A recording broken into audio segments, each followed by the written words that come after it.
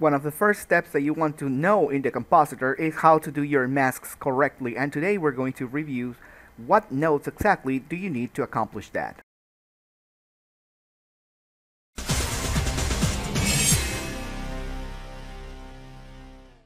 That's the interaction between the image editor set to mask with the new layer data on this one, face mask in our case, working in the render result. You can work in any picture as a matter of fact, but we want specifically to work with render result, which the Compositor recognizes every time you have a composite node connected to your image. If we connected this image directly from here to here, we will get the result here in the image viewer editor, where you can have your render result, and then you can start creating masks, which they can be organized in layers. They can have different interaction methods, exactly like After Effects or Nuke.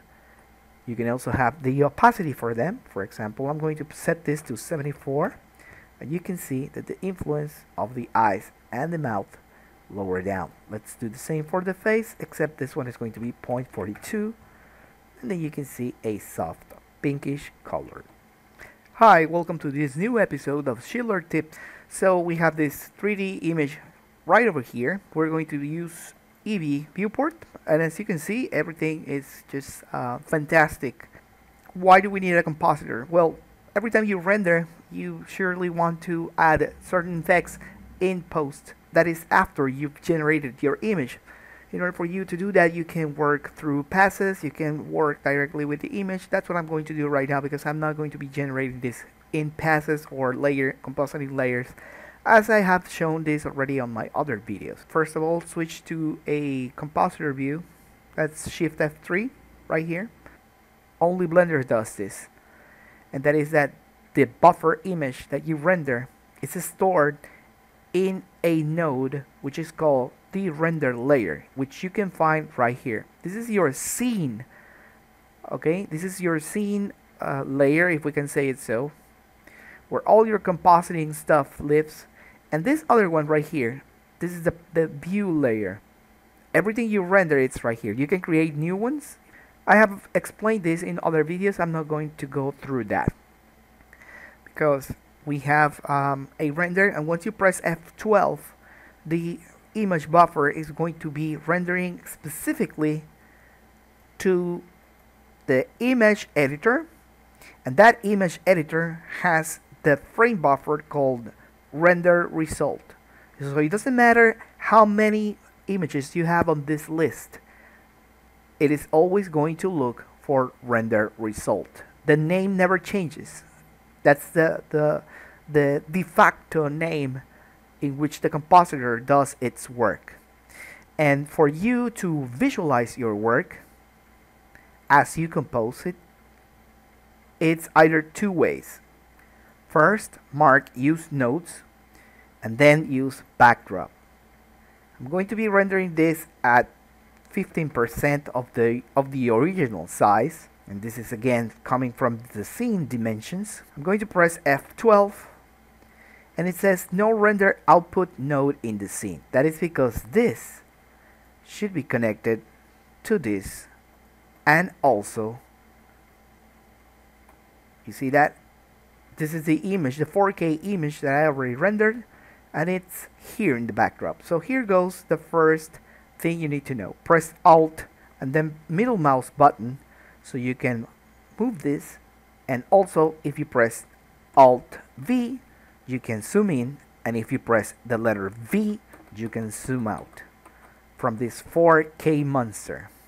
Now if you press Alt and middle mouse, you can move this all the way over here while you grab your nodes, and you can grab and position them over here. If you press Shift and middle mouse button, you can move the canvas, or rather the workspace, but then your render image will stay the same. So learn how to differentiate this as the first thing you know how to do good in the interface. Just press Alt and middle mouse. You can move this over here.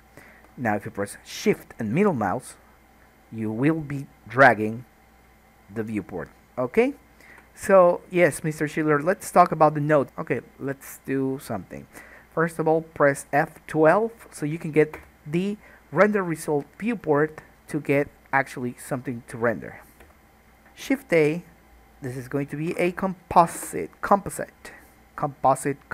whatever. Grab that image, plug it there, and as you can see, we're going to get a result right here. Also, please notice that down here, our render progress bar is going to start filling itself until you get your image up here. You define your dimensions right here. So right now I'm rendering a 1:1 resolution, square resolution at 15% of 4096. Anyways, yes, it is a small resolution. It doesn't matter because right now we're going to do a lot of things. And one of those specifically special things that I want you to know is how to deal with masks. That is something that I have not seen. Nobody cares. I don't know why. I know that there is DaVinci Resolve, so you can use that. Yes, I know. But just in case, just in the so given case that you're here in Blender, you really need to mask your work here in the Compositor. How do you deal with that? Well, you got two options. Options number one, Alt V, okay, so there we can see her better. Alt middle mouse, let's place her right here. Anyways, switch off this backdrop. I don't work like that, and you shouldn't either. Why? Because you want to have control of the image in a single place. I'm doing this so you can compare the before and after, and I don't have to do this twice, although you can as a compositor that you are. But let's deal with masks. So the space to interact with the compositor, it's the same image viewer that you have right here, the image editor in this case. You can see this bucket dripping image icon, and right besides it you can just view your image, paint your image, or mask your image. And we want to draw a mask. Why? Because we want to do a basic color correct. Let's go with color balance. Okay, if you connect it there, you will only see it on the viewer, and the viewer works only for this. So if I switch it, you're only going to see it here, while your composite node represents everything you have on your render result. Again, don't forget, from your image editor, if you press F12, the buffer ends up in that render layer, which is this. You can also have different view layers, sub-view layers. For example, I can separate the lens, I can separate the gun, I can separate anything, and you can create additional render layers with their own view layers. If you plug this thing here, you're going to see the change is on your viewport. So let me switch this off. Now you can see why I don't use that. As a matter of fact, you can right click on this, hide the header, show the header, and then click here, open it again, hide. This color balance is applying to the entire image, and we want to isolate the face. The face looks pretty complex to mask, so I like it. From the top menu, from the image editor, you're going to come here into mask. Click there, and new tools will appear up here. Okay, if you press N, your context menu will also switch as soon as you create your mask. And how do we create masks? Right here, if you see this button right here, it's ready for you to start clicking on this image, and then it will automatically create a new mask. As we can say it, so mask data container. Let's click new, and from there I'm going to name this as face mask. Right, cool. And now you see that a tab has appeared over here. Okay, I'm going to click it, and from there you have mask settings, how many frames it lasts. As a matter of fact, let me just open a new timeline right here so we can see this over here. And it's gonna start on frame 1. Yes, sure enough. Frame 11. That's where we're going to be working.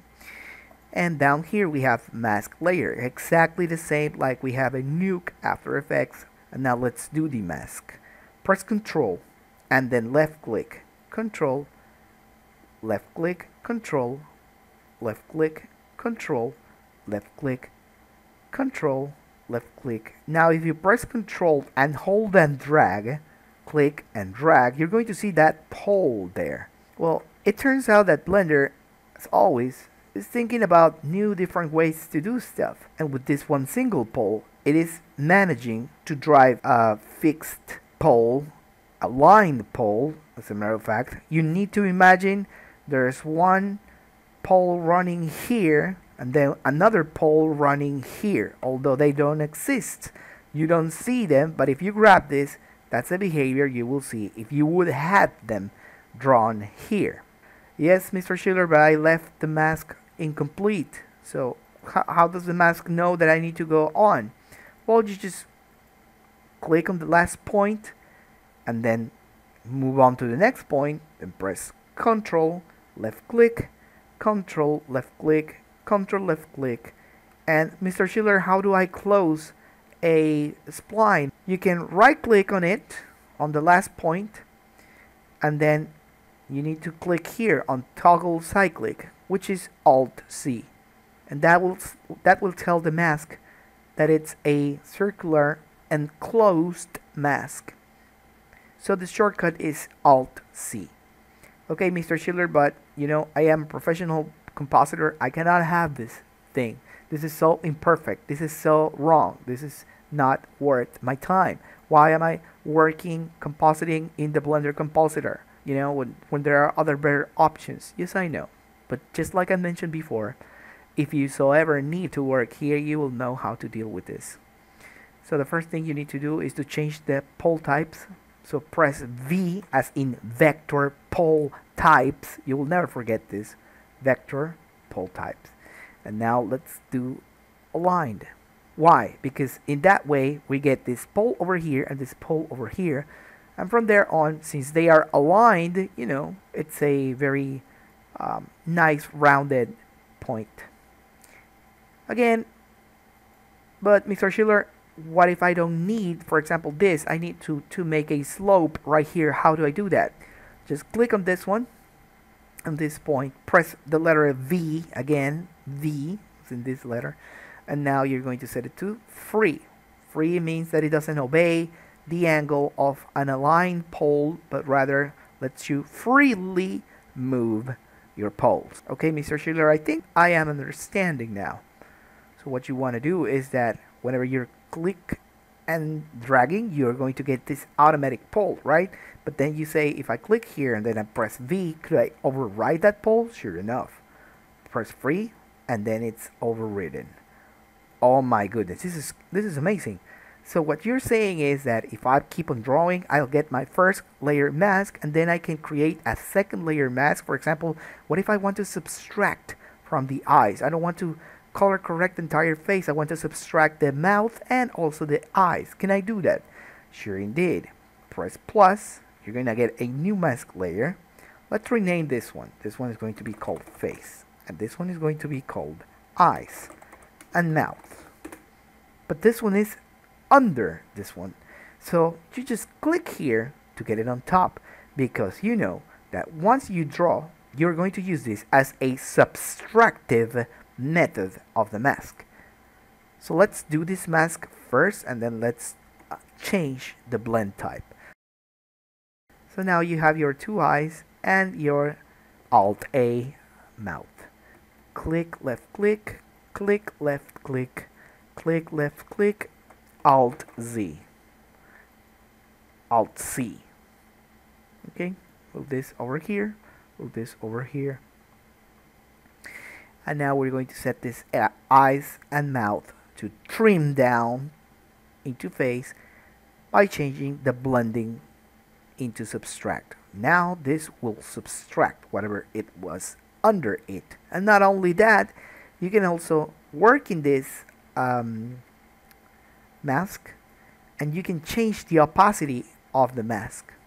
You can also influentiate the fall off, and also do feather. So let's see how it works when you're doing this with feathers. First, let's connect this. Now we have our two masks. Let's connect this. Now, Mr. Schiller, how do you make this space, this image editor space interact with the compositor space? I'm glad you asked that. You do that once you have created your face mask right here. This is your complete layer. That's why it's called mask layers. So you can see right here. Okay. Everything you've created, it's in this data set, which is called face mask. And in the compositor, we have a node, Shift A, search, we're going to call him mask. So there you have it. This mask compositor will bring the data that you created here. In this case, it's called face mask. So as soon as you click here, it's going to show you whatever you did. You brought the face mask, and that one has a layer, which is the skin mask. All right. So let's choose face mask first, because that's the one that we're working with. Okay, skin mask and face mask. So if you open here, you can see them. Subtract, merge, and add. And this mask, obviously, it's going to be the factor to decide to change the color. So as soon as I connect it here as a factor, you're going to see the color correction only on this area.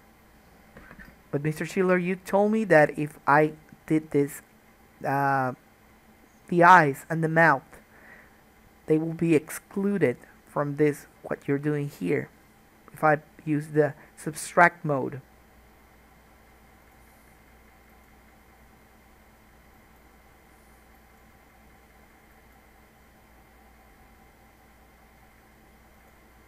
Okay, Mr. Schiller, I'm seeing changes, but I don't like them. Okay, let's work again. Remember, the leaf gamma gain is shadow, midtones, and highlights. So let's go and fix the midtones to something like orange. Let's leave the shadows somewhat over here, and the highlights, let's just leave them as they are. So as you can see, that's our correction on her face. Let's make her green rather. Okay, so you can clearly really see this, or very red. Whoops. Way out of gamma. Okay, it's red, right? Yes. So we're picking up the mask. In our case, this one is set to subtract, the face is set to merge, add, and this one is set to subtract. If I go to 1, okay, you can change the opacity, and you can also invert. So instead of making it inside, it's going to cut it outside. It's going to make an inverse mask. So the last thing that I want to show you is that you can create feather. You do not have lasso tools here. This is such a shame because it is really needed in compositing. It is really needing. It's really useful to have a lasso tool, but you do not have it, so you can just go with B, box select. Select all of that, box select, press B, press B, press B, press B, B as in beautiful, press B and grab all of those points. Now what you want to do is to feather this thing. So the way you do that is by right clicking, and then you have options to clear the feather weight, reset the feather animation. Yes, you can animate this, or rekey the shape points. You can have different keyframes. Like right now we have a keyframe right here. That's why it's called in number 11 a green keyframe, so you can see it right. Oh yes, it's the feather. So we have the feather here. You can come here into mask, and from there you can come here to transform, and then scale feather, which is Alt S. Alright, so press Alt S, and then you can feather in or feather out. In my case, I'm going to be feathering this in. Mask, switch direction, and now you have it. Alt S, and then you can feather out. See that? You can see it right here. Alt S, and you can see the feather. It's looking fantastic. Mr. Schiller, can we do this? Can we do that on this eye? Yes, we can. So let's grab those, press B again, you're going to go into selection mode, so grab all of that, Alt S, and from there on you can feather. Mr. Schiller, that's not the way I intended it to work. So could we please fix it? Sure enough. Come into mask, grab it again, Alt A. We already spotted an error. We might report this bug. Undoing on masks, bring the editor back to the other window. So in mask, switch direction. You can see the handles being outside. Alt S, and now feather your eyes. Alt A to unselect everything, and I'm not going to do the teeth because you already know how to do that, so that's on you. But what I'm going to do is to fix somewhat her face, because she looks just not right. Okay, so there you have it. That's the entire thing. That's the interaction between the image editor, set to mask, with the new layer data on this one, face mask in our case, working in the render result. You can work in any picture, as a matter of fact, but we want specifically to work with render result, which the compositor recognizes every time you have a composite node connected to your image. If we connected this image directly from here to here, we will get the result here in the image viewer editor, where you can have your render result, and then you can start creating masks, which they can be organized in layers. They can have different interaction methods, exactly like After Effects or Nuke. You can also have the opacity for them. For example, I'm going to set this to 74, and you can see that the influence of the eyes and the mouth lower down. Let's do the same for the face, except this one is going to be 0.42, and then you can see a soft pinkish color. Alt A. So, Mr. Schiller, is this ready to render? How do we know this is? How do I get this result out of here? No problemo, sir. You go back to your image editor, or you can switch here from mask to view again, and then you can see the render result. And since it's already processed, why? Because you already have this composite connected here, then you can just switch back to view, image, and then save this as a single image. If you're working in a sequence, you will need to work not in here, but in the render animation option. And this will render out all of the frames of whatever changes you have gone through here.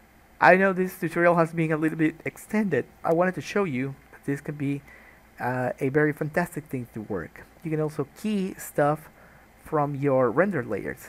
If you can come here into Cryptomat, this is what makes these methods very powerful, because if you're working in cycles, you even have more options to continue refining your renders. So that's it for now. I didn't get into the nodes themselves, except how you interact with the masks and how that mask can, factor in or isolate whatever correction you're doing on your model. So I hope you have liked this video. If you have any questions, please let me know in the comment section below. Don't forget to subscribe, and I really want to thank you for all of your support to this learning channel. Thank you very much.